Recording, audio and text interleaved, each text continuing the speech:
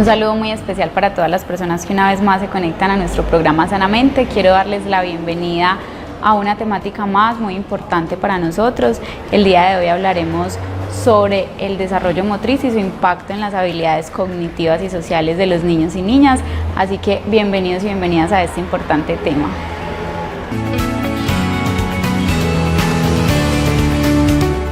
El día de hoy quien nos acompaña para trabajar esta importante temática es el licenciado Mateo Campo Giraldo, quien decidió acompañarnos para que hablemos de este tema tan interesante. Mateo, ¿cómo estás? Bienvenido y gracias por acompañarnos en Sanamente. Bien, Lisa, muchas gracias. Nuevamente pues estoy complacido por estar en este espacio que es de bastante importancia para nuestra comunidad y espero que lo que pueda surgir desde esta charla pues sea significativo en cuanto a la información que vamos a dar y que los padres de familia atiendan bien a todas las indicaciones que estaremos dando para que acompañen eficazmente el proceso de los niños. Mateo, entiendo que estás haciendo una maestría, entiendo que estás preparándote en este tema del impacto de la actividad física, que precisamente vamos a ahondar enseguida en esa temática, pero cuéntanos un poquitico, de forma muy breve, qué es eso a lo que te estás dedicando en este momento que genera el impacto a la temática que traemos el día de hoy. Listo, como bien sabes, Liz, de base soy licenciado en Educación Física. Actualmente estoy haciendo una maestría en Ciencias del Deporte y la Actividad Física con la Universidad de Antioquia y en este momento me estoy desempeñando como monitor del programa de escuelas de deportes formativas de Indeportes Antioquia. Entonces estamos haciendo un acompañamiento en todos los grupos primarios, hablando de los niños en estos procesos de formación motriz. Mateo, o sea que cabe de forma muy pertinente todo lo que estás haciendo para nuestro tema del día, y yo creo que para que lo volvamos un poco más cercano a la gente podríamos empezar hablando o haciendo referencia más bien de a qué hacemos alusión cuando hablamos del desarrollo cognitivo. Primero que todo, yo creo que aquí podemos traer a colación el psicólogo y epistemólogo Jean Piaget, quien ha sido uno de los pioneros en el estudio del desarrollo cognitivo en la infancia. Y yo quiero empezar hablándole a los papás de que, pues visibilizando la importancia que tiene la primera infancia y la adolescencia como desarrollo humano para el impacto futuro en la sociedad. Y de pronto eso suena un poquito muy enredado, pero ya lo vamos a desglosar. Y es que, hablándolo en términos de Piaget, tenemos que el ser humano pasa por 4 etapas en su desarrollo cognitivo, ¿cierto? Y podemos hablar entonces de la etapa sensoriomotriz, que es la que va de los 0 a los 2 años, donde tenemos entonces ese primer acercamiento con los objetos externos, donde hay una exploración constante y nos damos cuenta que los bebés acá todo lo tocan, todo lo miran, siguen objetos con la mirada, y es una de las etapas más importantes porque se empiezan a forjar o a formar esos primeros estímulos que tenemos que posteriormente van a desarrollar otras etapas. Podemos pasar de los 2 a los 7 años a la etapa preoperacional, donde conocemos que ya empezamos ya a explorar con otros sentidos, ¿cierto? Empezamos a tocar, empezamos a oler, empezamos a tener un poquito de eso que llamamos ese pensamiento abstracto, donde los niños no tienen permanencia del objeto todavía. Es decir, si nos vemos en una escena donde la mamá muestra al niño un objeto y lo esconde, en ese momento no tiene la conciencia de que el objeto está escondido y no ha desaparecido, sino que se tiene la percepción de que desapareció del espacio-tiempo. Y luego entonces pasamos a la etapa de operaciones concretas, que va desde los 7 a los 12 años, donde entonces ya sí tenemos un imaginario, una percepción de esa constancia y permanencia del objeto. Ya empezamos a dejar un poquito de lado el pensamiento egocéntrico, porque aquí hay que hablar de que en estas etapas que acabo de mencionar tenemos un pensamiento muy egocéntrico, donde todo surge o todo se distribuye de acuerdo a lo que yo creo que está en torno a mí, ¿sí? Y ya la etapa de operaciones formales, que es de los 12 años en lo adelante, es donde ya entonces tenemos ese pensamiento que no gira en torno solo a nosotros, sino que ya tenemos conciencia del sujeto como otro, ¿cierto? De que tiene pensamientos, sentimientos, emociones. Empezamos a tener esa memoria de trabajo, donde empezamos a realizar acciones que ya sabemos que tienen una consecuencia. Y esto para decir que todo este desarrollo, que nos llevaría todo un programa cada etapa, explicarla, lo que trae consigo su desarrollo,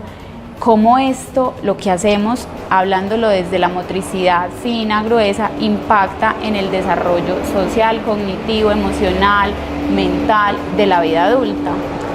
Exactamente, de hecho me parece pues bastante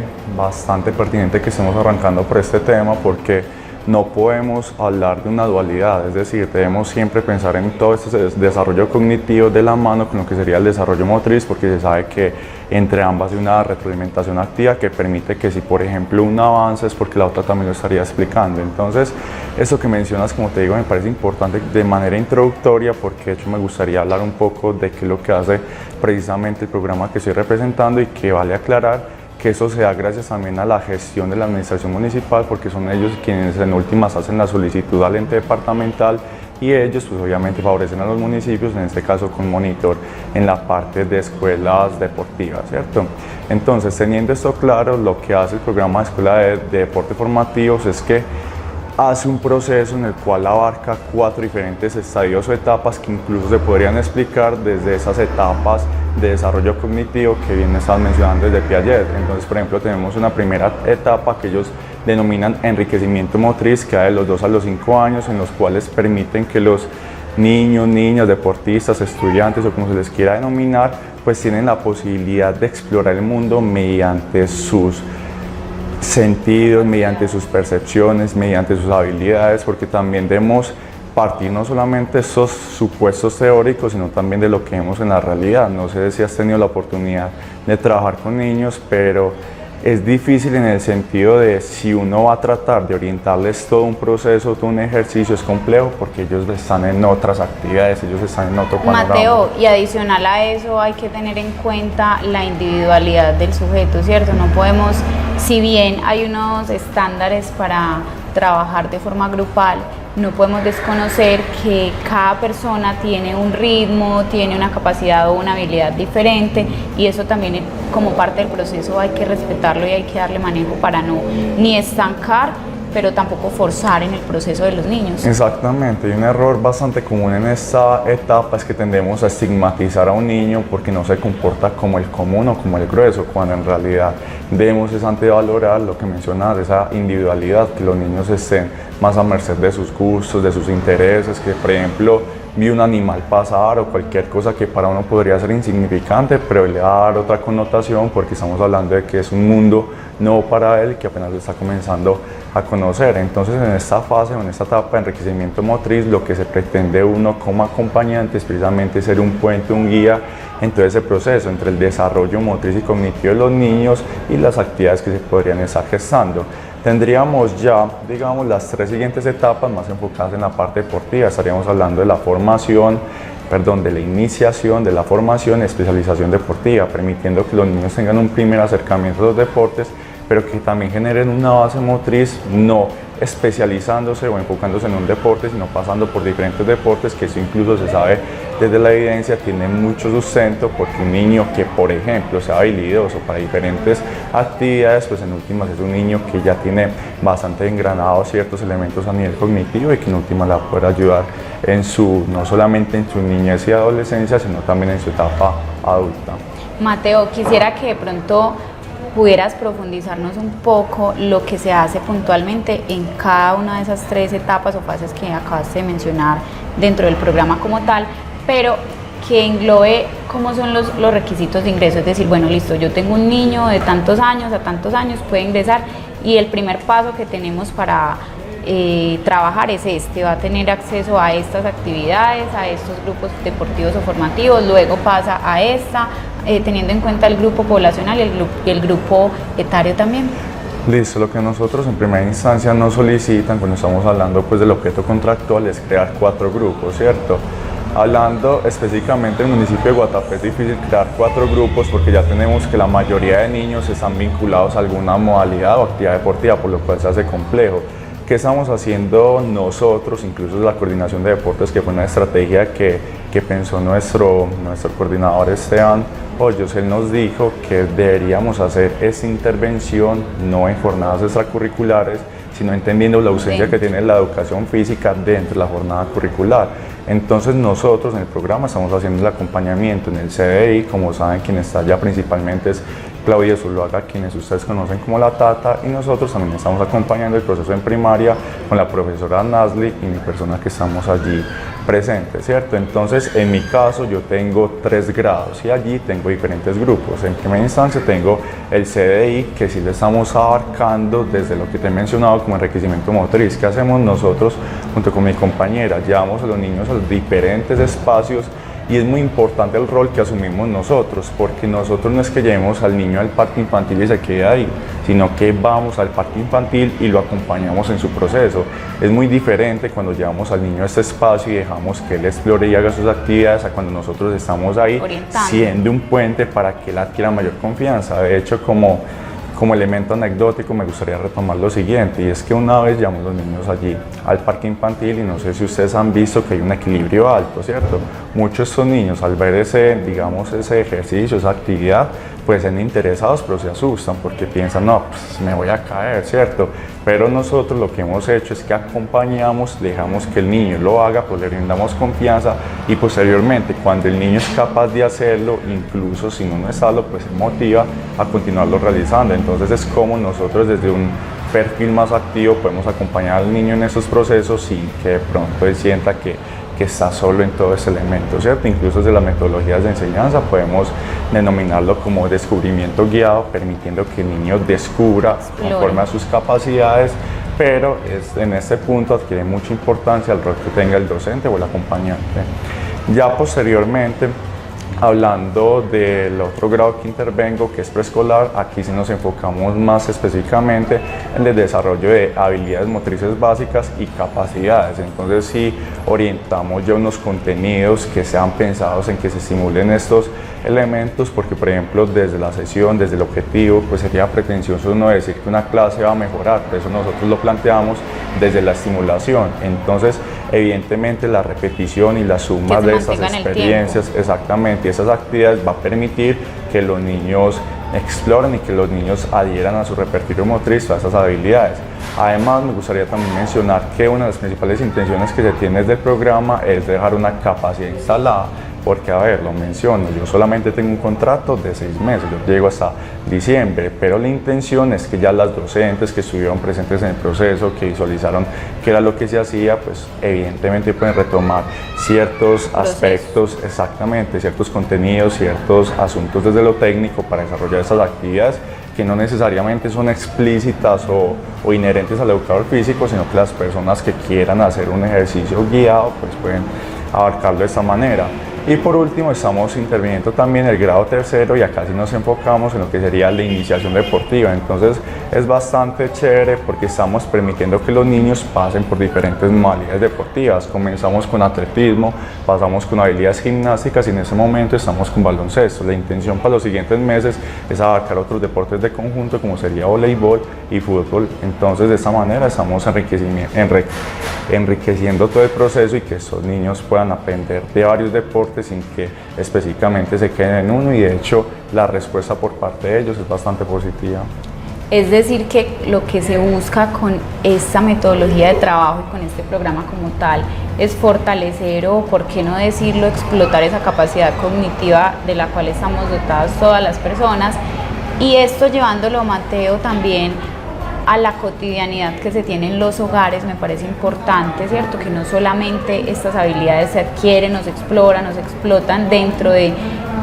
o en el marco más bien de este tipo de programas, sino también en la cotidianidad de los niños, de las niñas, y es acá donde quisiera que de pronto lo trajéramos un poco en ese ámbito, porque precisamente es el corazón también del programa del día de hoy, mencionar la importancia y el impacto que tiene prestarle atención a todas estas habilidades, porque vemos, por ejemplo, que nuestros niños están o muy poco estimulados o sobreestimulados, ¿cierto? Ya sea porque, por ejemplo, tenemos que en una casa un niño de 2, 3 años puede levantarse desde las 6, 7 de la mañana a estar frente a una tablet, que además tiene repercusiones a nivel visual y auditivo, y todo el tiempo el niño no va a estar expuesto a los estímulos sensoriales del ambiente, sino la pantalla, donde entonces hablamos de la motricidad fina y gruesa, está perdida, ¿cierto? La exploración visual fuera de la pantalla está totalmente perdida. la comunicación incluso verbal, porque no está, digamos, sujeto a una comunicación con la mamá, con el papá, sino que puede pasar mucho tiempo frente a una pantalla, va a tener entonces un retraso, un deterioro en ese proceso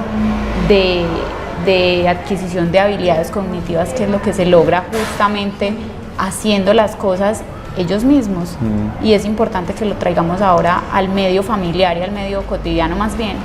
Sí, de hecho me gustaría arrancar de este presente o antecedente, como está mencionando Liz, porque es muy triste lo que está sucediendo actualmente. La OMS nos sugiere que los niños tengan una práctica mínima de 60 minutos diarios de actividad física, que acá lo podemos encauzar desde los juegos. Entonces decimos que es triste porque, por ejemplo, la intervención que nosotros hacemos desde el área de educación física, y esto ya es más una política gubernamental, es apenas de 1 hora a la semana, ¿cierto? Cuando la OMS nos dice que sea 1 hora, pero cada día. Esa es una realidad con la cual debemos luchar, pero también a la cual hacemos la invitación a los padres para que se involucren en este proceso, entendiendo la importancia que tienen todos esos elementos. De hecho, bien lo decía Liz, está aumentando los tiempos de pantalla y eso está favoreciendo la conducta sedentaria, entendiendo los múltiples problemas que tiene la conducta sedentaria en la salud pública, porque no estamos hablando únicamente de enfermedades no transmisibles o de sobrepeso y obesidad, estamos también hablando de problemas mentales, incluso problemas cognitivos que se pueden, digamos, manifestar o desarrollar a partir de elementos tan básicos como es el movimiento y como es el hecho de que las personas se queden gran parte de su día en la posición de poco gasto energético o poco gasto calórico. Entonces sí me parece importante mencionarlo, porque claramente la intención que debemos tener nosotros es que los niños vivan y exploren en función de lo que realmente están necesitando. Es que vemos que es una etapa en la cual los niños, no porque haya una sobreestimulación, sino porque ellos lo requieren, pues claramente necesitan un entorno que les permita desarrollar todos esos elementos a nivel motriz. Pero una de las respuestas, lastimosamente, que han tenido algunos padres de familia o personas para tratar de mantenerlos allí quietos es entregarles estos medios electrónicos que sí, digamos, los aíslan, pero los aíslan a qué costo, ¿cierto? Los dejan más quietos, pero los dejan quietos a qué costo. Entonces sí son como unos problemas que sufre actualmente. Mateo, y dijiste algo acá acordándome en la vivencia que contaste sobre el niño que realizó el ejercicio de confianza. Eso sumado a lo que decías, que no solo hablamos de enfermedades no transmisibles dentro de el ámbito de obesidad, riesgo cardiovascular y demás, sino también en el tema emocional, cognitivo y mental. Y es que es un ejemplo muy válido para lo que estamos diciendo, porque si lo ponemos en términos de un ejercicio de confianza en la infancia, donde se prueba error, levantarse, caer e insistir, lo podemos traer a la vida adulta, ¿cierto? Donde según esas bases que se tuvieron desde la infancia, del ensayo-error, de persistir, de insistir, es lo que se observa en la vida adulta cuando vemos poca tolerancia a la frustración, aislamiento social, dificultades o más bien problemas al fortalecer las habilidades para la vida que mencionamos, como comunicación asertiva y demás, hablándolo en términos muy generales. Es un ejemplo muy válido, porque es casi que decir que toda esta etapa del desarrollo cognitivo es lo que hace los cimientos de la vida adulta, y no solo de la salud física, sino también de las mismas relaciones interpersonales que se basan desde la infancia. Sí, de hecho, pues acá trayendo a colación otro psicólogo, que él decía que nosotros o los niños tienen unas zonas de desarrollo próximo, y es importante mencionarlo porque precisamente los niños aprenden coherentes a sus principales referentes. Entonces, para un niño, ¿quién va a ser su referente? Los padres de familia, y claramente ellos van a tratar de asimilar o adherir a su vida misma muchos de los comportamientos o conductas que son normales en la vida de los padres. Entonces, por ejemplo, llevándolo nuevamente al caso de sobrepeso y obesidad, se sabe, no por, digamos, asuntos románticos, sino que se sabe que padres que, digamos, tengan esa condición de sobrepeso, obesidad, enfermedades crónicas no transmisibles, pues tienen una alta probabilidad de incidir a que sus hijos adquieran esas conductas. Entonces, claramente un niño que desde edades tempranas está generando este tipo de hábitos, pues a la larga puede continuar con ellos, y ya sabemos que es un problema bastante grave en toda esta área de salud pública. Entonces es importante mencionarlo porque claramente hay una continuidad en cuanto a ese tipo de conductas que se van adhiriendo.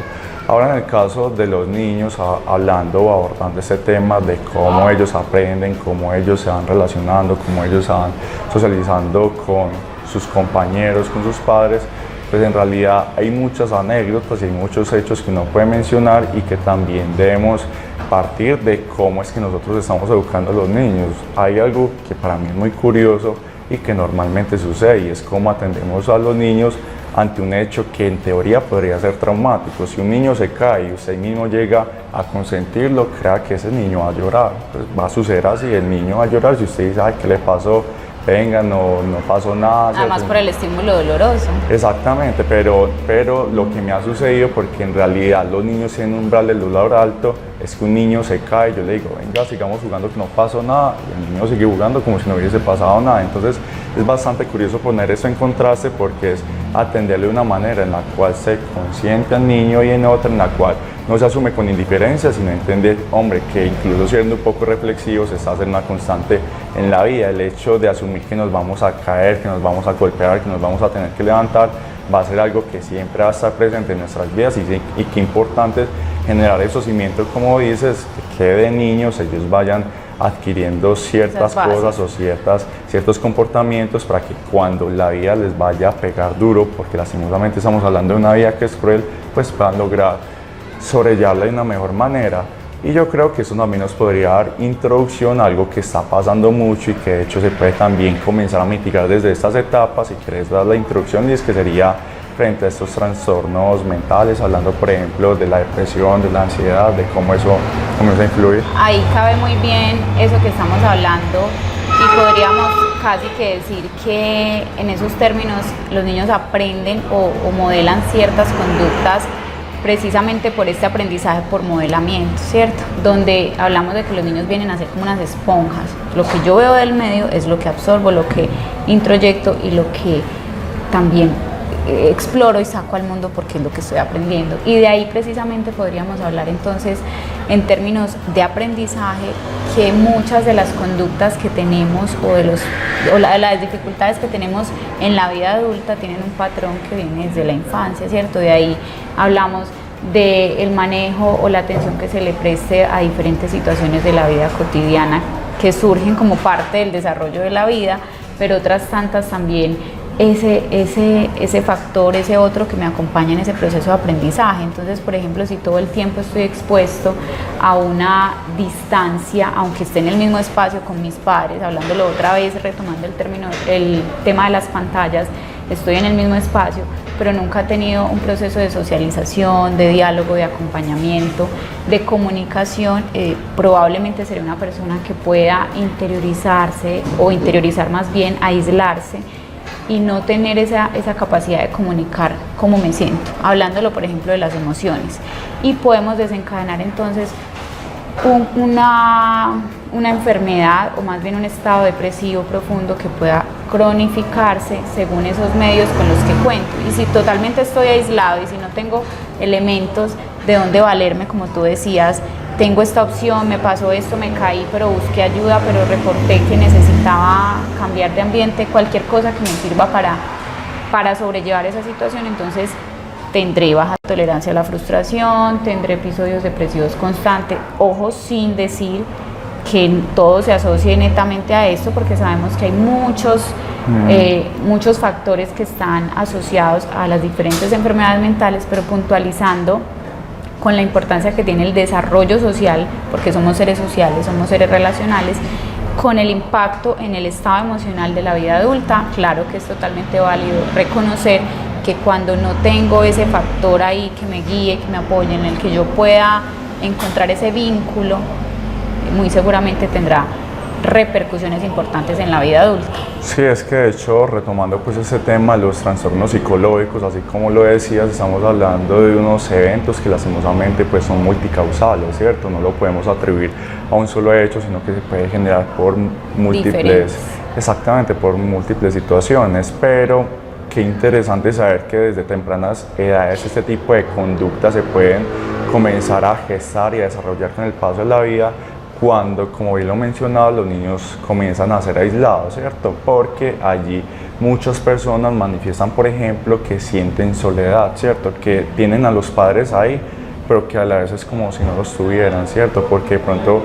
por las labores diarias o por otras actividades pues no pueden prestarle la atención suficiente para lo que ellos requieren. Entonces muchas de esas personas desde tempranas edades, que es lo interesante, pues comienzan a desarrollar traumas, ¿cierto? Y estos traumas vemos cómo se comienzan a potenciar en etapas más adultas, en las cuales ya las personas comienzan a manifestar ese tipo de problemas que se pueden causar, como estábamos hablando, en una depresión, que se puede presentar en una ansiedad, que se puede también presentar en trastornos alimenticios como podría ser una anorexia, una bulimia, incluso también podríamos hablar de asuntos como la vigorexia, que es más desde el campo de la actividad física, pero igual se va presentando todo. Entonces es importante que tengamos presente nuevamente, como hemos dicho, que esa figura del padre no es importante solamente para generar el acompañamiento en cuanto a actividades, sino también, hombre, dentro del hogar, cómo podemos estar presentes, cómo podemos estar acompañando a nuestros hijos, cómo podemos estar al pendiente de lo que ellos están haciendo, lo que ellos están solicitando, porque todo esto a la larga va a tener un impacto bastante positivo y que claramente, como hemos mencionado, se va a manifestar en unas conductas positivas, que el niño sea más sociable, que el niño está más abierto a las actividades, que por ejemplo ante la frustración, como bien decías, pues no tenga la misma respuesta, porque estamos en una vida que por sí misma podría ser frustrante, ¿cierto? Que constantemente tiene hechos que son duros. Entonces qué bueno que todo esto se preste de esa manera para que los niños y niñas pues a la larga tengan unas mejores condiciones. Es verlo desde la importancia que tiene, ¿cierto? Es verlo pensándolo desde unas bases, un cimiento que va a formarse ladrillo a ladrillo, los vínculos afectivos, el relacionamiento social, la interacción con el medio, la exploración cognitiva. Todos estos elementos vendrían siendo los ladrillos de unos cimientos que van a formar las columnas de la vida adulta. Esta es como la importancia que le merece el tema del acompañamiento en esta etapa de la vida. Bueno, Mateo, vamos a pasar entonces a invitar a las personas a que veamos nuestra cápsula mental del día de hoy.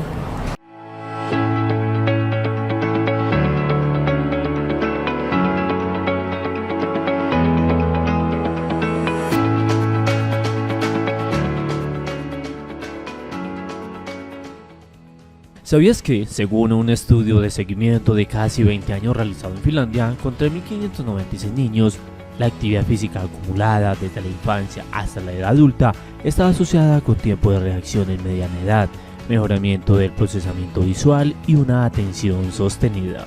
Esto se comprobó tras varias evaluaciones a lo largo del estudio, en donde se hizo 5 valoraciones entre el año 1983 y 2011. Esto sumado a la cantidad de información y evidencia científica que demuestra los efectos positivos en salud que tiene una vida con hábitos centrados en la práctica regular de ejercicio físico.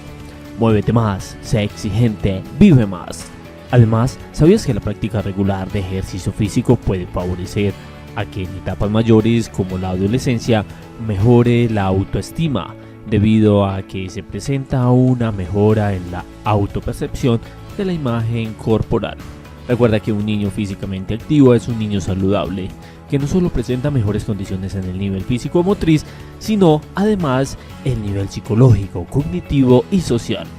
El juego invaluable en esta etapa, haz lo posible para que tu niño viva más.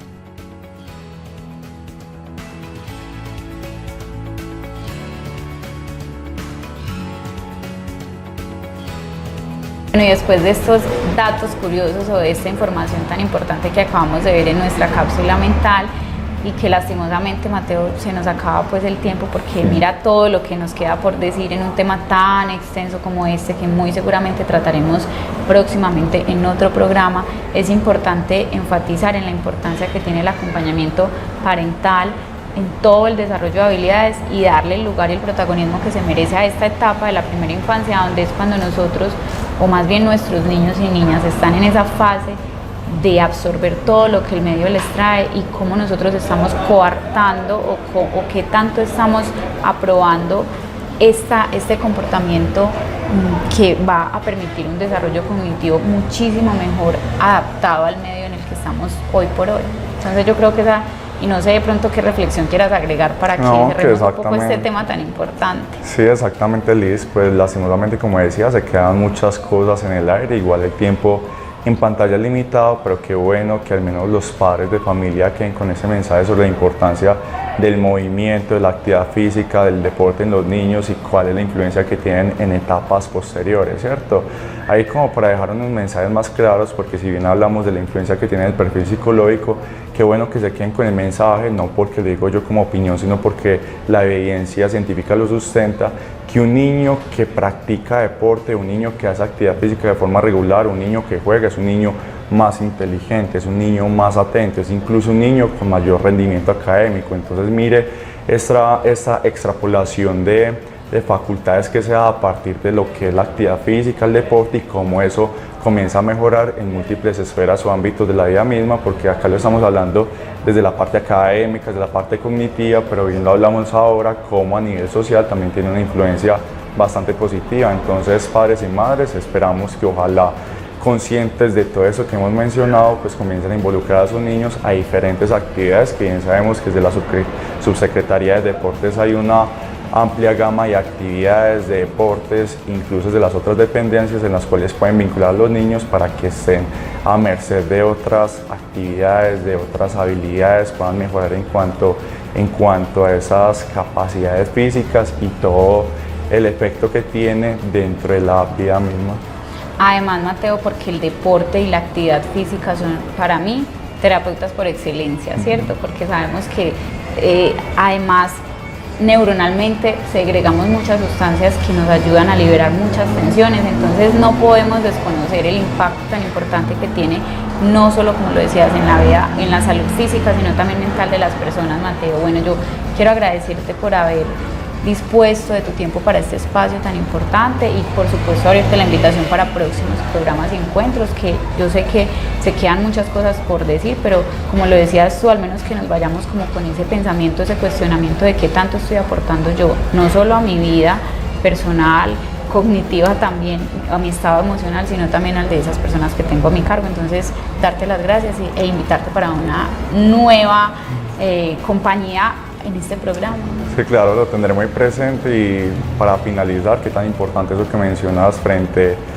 al tratamiento que se puede generar con la actividad física y el deporte, porque bueno, eso no lo pudimos abordar de forma específica, pero reconocer que muchos de esos niños también son diagnosticados con trastornos de déficit de atención y hiperactividad, y cómo saber que más allá, por ejemplo, del Ritalin, existen otras alternativas que favorecerían esa capacidad de atención en el caso de los niños, para que puedan estar concentrados en lo que corresponde, en las actividades, incluso también como a nivel de la memoria tiene bastante efecto. Entonces, Lisa, muchas gracias por este espacio y realmente quedo complacido por poder compartir con ustedes todo lo que venimos haciendo desde el programa y cómo podemos impactar en la vida de los jóvenes y niños guatapenses. Bueno, Mateo, y como siempre, dar las gracias a nuestro alcalde Juan Sebastián Pérez por permitirnos estos espacios. Este espacio que llega pues a ustedes gracias a nuestra política pública de salud mental. También agradecer a nuestro equipo de comunicaciones que siempre está ahí atento a que este programa sea posible, y por supuesto a nuestro canal comunitario Corpagua TV, que hace que este programa llegue a ustedes a través de sus pantallas. Espero que nos veamos en una próxima ocasión con una importante y nueva temática de Sanamente.